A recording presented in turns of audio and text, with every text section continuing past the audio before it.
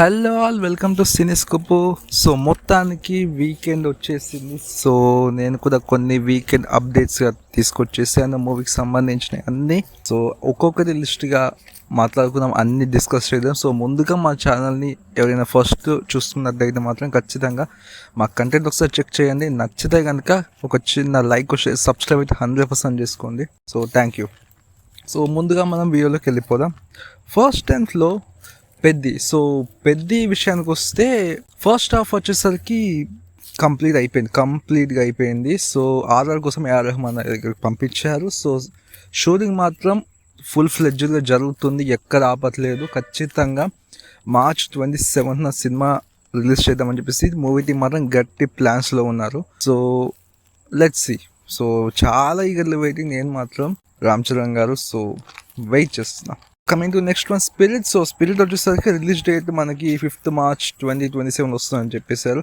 And ఈ cinema shooting అనేది 5 days మాత్రమే కంప్లీట్ అయిపోయింది.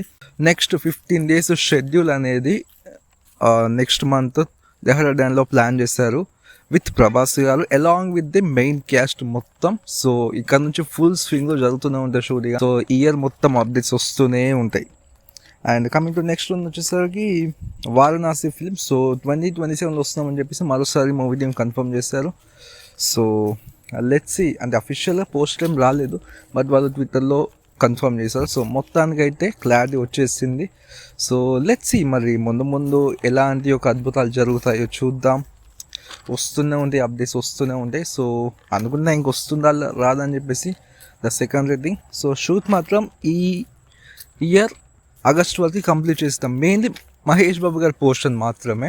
సో ఆయన పోర్షన్ వరకు ఈ ఆగస్టులో కంప్లీట్ చేసేద్దాం. అప్పటి వరకు ఫుల్ ఫ్లెజ్ చేస్తున్నాం అని చెప్పి గట్టి ప్లాన్స్లో చేస్తున్నారు. బట్ డౌటే, ఎందుకంటే రాజమౌళి గారు అంత ఈజీగా ఒప్పుకోరు.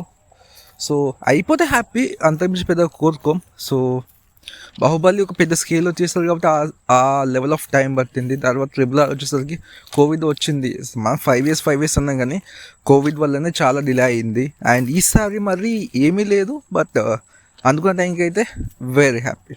సో నెక్స్ట్ వన్ వచ్చేసరికి Roshan garu the next film.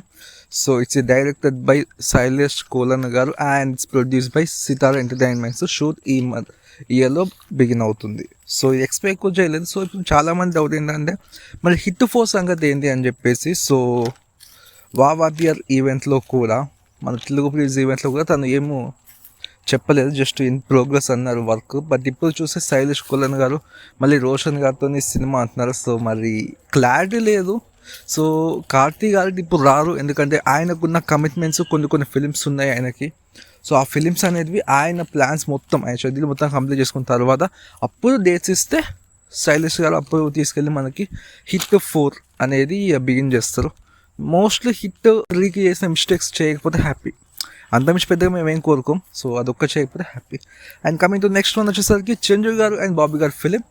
So ఇందులో ఇది బజ్ మాత్రమే, 100% కన్ఫర్మ్ కాలేదు. ప్రేమని గారు as a wife role for Chiranjeevi గారు, కృతి శెట్టి గారు as a daughter role for Chiranjeevi గారు ఇన్ కన్సిడరేషన్ అంతే. సో ఇదేం 100% కన్ఫర్మ్ కాలేదు, బట్ ఇది కన్సిడరేషన్ మాత్రమే. సో ఒకవేళ కన్ఫర్మ్ అయిపోయిన తర్వాత నేను మీకు ఇంటిమేట్ చేస్తాను 100%. అండ్ 2027 సంక్రాంతికి వద్దామని చెప్పి ప్లాన్స్ చేస్తున్నారు. So let's hope man. And coming to next one వచ్చేసరికి శర్వనంద్ గారు next film is directed by Srinu Vaitla గారు. సో ఆయన కన్ఫర్మ్ చేశారు స్వయంగా స్టేజ్ మీద. సో సంక్రాంతి 2027 వస్తున్నామని చెప్పేసి అనౌన్స్ కూడా అయిపోయింది. సో నాకు శ్రీను వైట్ల గారి మీద నమ్మకం లేదు, ఎందుకంటే ఆయన రీసెంట్గా ఇచ్చిన ఫిలిమ్స్ దృష్టిలో పెట్టుకొని నాకు అసలు నమ్మకం లేదు. బట్ ప్రజెంట్ అయితే మన శర్వ గారు కామెడీ టైమింగ్ బాగానే ఉంటుంది, ఆయన కామెడీ టైమింగ్ బాగుంటుంది. అది కానీ పట్టుకుంటే మాత్రం నిజంగా ఖచ్చితంగా వర్క్ అయింది. సో అంతా బాగుండాలి. శ్రీను వైట్ల గారు ఆయన ఒకప్పుడు ఆయన వేరే, ఆయన సినిమాలు వేరే, ఆయన రైటింగ్ వేరే, మామూలుగా ఉండేది కాదు. కానీ ఇప్పుడు అలాంటి శ్రీను వైట్ల గారు మిస్ అవుతున్నాం. సో చాలా డౌన్ఫాల్ అయిపోయింది. సో అలా శ్రీను వైట్ల గారు కావాలని కోరుకుందాం, అంతమించి ఏమి కోరుకోం.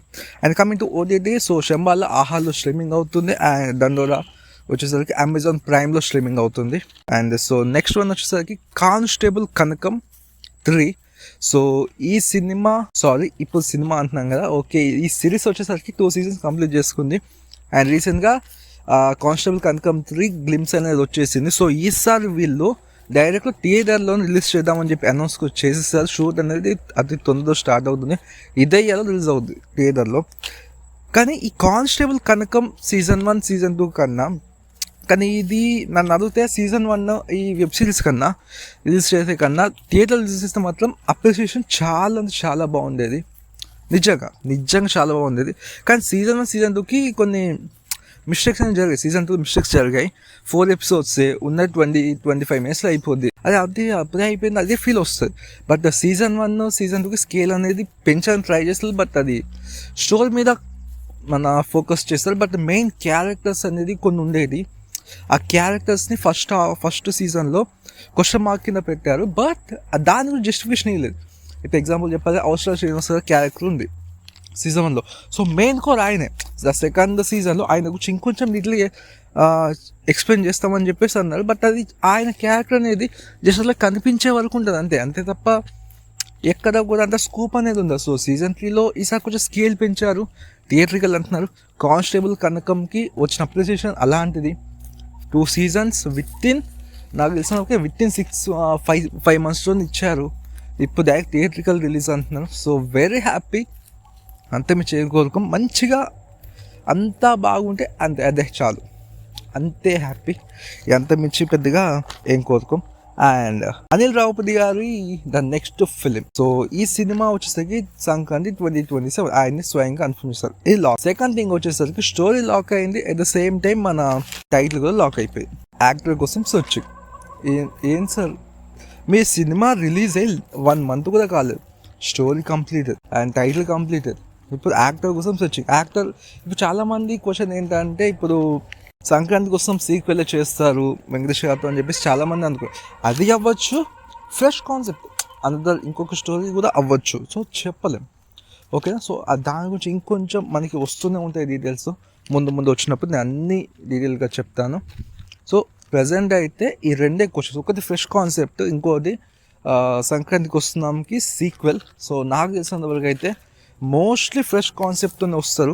ఒకవేళ కనుక ఇది వర్కౌట్ అవ్వాలి, కానీ వరుసగా సంక్రాంతి సినిమాలు 3 సంవత్సరాలు వరుసగా రిలీజ్ చేయడం, వరుసగా 3 hits కొట్టే యొక్క రికార్డ్ అనేది అనిల్ రావుపతి గారికే సాధ్యమవుతుంది. ఎందుకంటే వరుసగా 3 సంక్రాంతికి రావడం నాట్ అండ్ ఈజీ. ఆ 3 సంక్రాంతిలకి హిట్లు కూడా that is not and easy, it's impossible. So work అయితే హ్యాపీ, అంత విషయం కోరుకు. And video is ending with Toxic postpone or not. So చాలామంది క్వశ్చన్ మార్క్ ఏంటంటే పోస్ట్పోన్ అయిందా కాలేదా అని చెప్పేసి. సో మోస్ట్లీ 90% పోస్ట్పోన్ అవుతుంది. ఎందుకంటే దురంధర్ 2 క్లాష్ అనేది అవసరం లేదని చూస్తున్నారు. ఆయన వర్క్స్ కూడా కొన్ని ఉన్నాయి. At the same time Yash గారు అరౌండ్ 4 years తర్వాత వస్తున్నారు మా స్క్రీన్ మీదకి. అండ్ ఒక ఫ్రెష్ కాన్సెప్ట్తో వస్తున్నారు KGF Chapter 2 తర్వాత. సో దురంధర్ ఒక ఏ రేంజ్లో రికార్డ్స్ పెట్టిందో అందరికి తెలుసు, ప్రత్యేకంగా చెప్పాల్సిన పని లేదు. సో అలాంటి దురంధర్తోనే క్లాష్కి వస్తూ ఎందుకు ఇదంతా, అట్ ద సేమ్ టైం పెద్ద ఉంది ఇంకా నెక్స్ట్ వీక్లో పెద్ద ఉంది.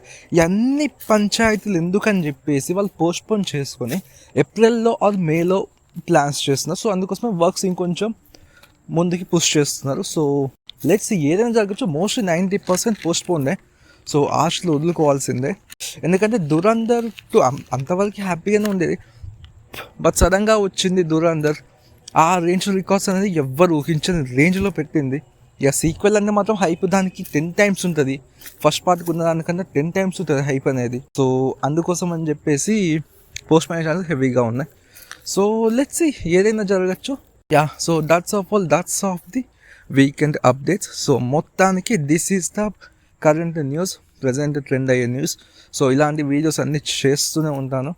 సో మీరు చేయాల్సిందల్లా ఒకే ఒక పని, నా నారేషన్ కనుక నచ్చితే మిస్టేక్స్ లేవు ఇవ్వున్నా చెప్పండి, నేను సరి చేసుకుంటాను. ఇలాంటి మరెన్నో వీడియోస్ చేస్తూనే ఉంటాను. Please subscribe for channel. Thank you.